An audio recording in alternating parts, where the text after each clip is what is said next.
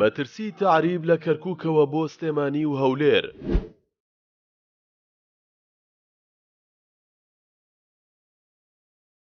لە داگیرکردنی زەویە کشتوکاڵیەکانەوە بۆ کڕینی یەکەکانی نیشتەجێبوون. خێزانە کوردەکان لە جەلەولا و خانەقینەوە ڕاوەدوو دەنرێن و لە سلێمانی و هەولێر دەبنە کرێچی عەرەبە خاوەن مڵکەکان.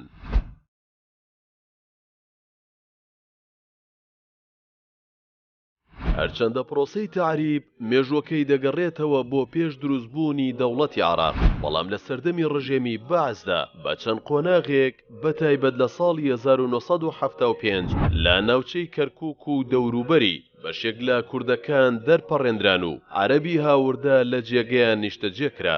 لە دوای ڕووخانی بەعسیشەوە بە شێوەی جیاواز زەویە کشتوکاڵیەکانی ناوچەکە لەلایەن عەرەبە هاوردەکانەوە داگیر دەکرێن و هەوڵی دوورخستنەوەی خاوەنە کۆنەکانیان دەدرێت کە کوردن، بەتایبەت لە دوای ڕووداوەکانی 16ی ئۆکتۆبەرەوە.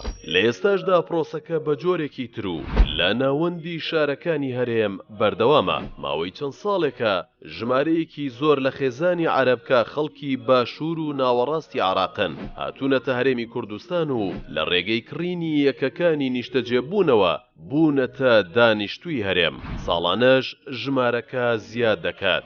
خێزانە عەرەبەکان ساڵانی پێشتر تەنها وەک کرێنشین یاخود بۆ ماوەیەکی کاتی دەهاتنە شارەکانی هەرێم، بەڵام لە ئێستادا کڕینی شوقە و خان و لەلایەن ژمارەیەکی زۆر لە خێزانە عەرەبەکانەوە بەتایبەت لەو یەکە نیشتەجێبوونانەی کە تازە دروست دەکرێن وەک مەترسیەکی گەورە تەماشا دەکرێت. ژمارەیەکی زۆر لە یەکەی نیشتەجێبوون لە هەرێم هەیە کە خێزانی کوردی تێدایە و خاوەنەکەی عەرەبە، واتە کوردەکان دەبنە کرێکی ئەو عەرەبانەی کە هاتوونەتە هەرێم و یەکەکان دەکڕن.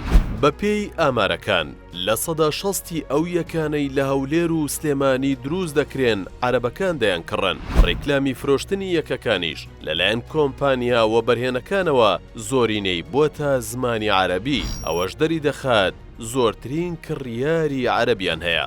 بەشێک لە چاودێرانی دۆخەکەش باز لەو مەترسیە دەکەن کە بەو هۆیەوە دروست بووە و لە ئایندەشدا هەڕەشەیەکی مەترسیدارە. ئەوان باز لەوە دەکەن مەترسیەکە تەنها هاتنی ژمارەیەکی زۆر خێزانی عەرەب نییە، بەڵکو لەوەدایە کە بە فەرمی دەبنە خاوەنی یەکەکان و بەناویانەوە دەکرێت. لە کاتێکدا دانیشتوانی ناوچەکانی گەرمەسێر کە زۆرترین کات بەرشاڵاوی داگیرکاری و تعریب کەوتون، بەشێکیان بە زەبری هێز ماڵ و مڵکیان داگیر کراوە و بەشێکی تریشیان لە ترسی ژیانی خۆیان ناوچەکە جێدەهێڵن و ڕوو دەکەنە شارەکانی دیکەی هەرێم. بە گوێرەی ئامارێک تەنها لە ماوەی 4 ساڵی ڕابردوودا نزیکەی 4500 خێزان لە خانەقین و دەوروبەری ناوچەکەیان جێهێشتووە و 36 گوندیش چۆڵ کراون. بەشێکی زۆریشیان دێنە شارەکانی دیکەی هەرێم و ژمارەیەکیشیان دەبنە کرێکی ئەو عەرەبانەی کە لە هەرێمی کوردستان مڵکیان کڕیوە. هەرێمی کوردستان